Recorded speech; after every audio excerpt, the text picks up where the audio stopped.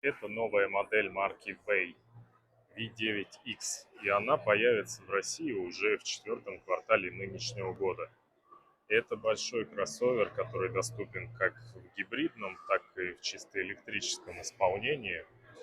Внешне он похож, конечно же, на все остальные гибридные кроссоверы, которые уже представлены на нашем рынке. Сзади тот же монофонарь, гладкие боковины.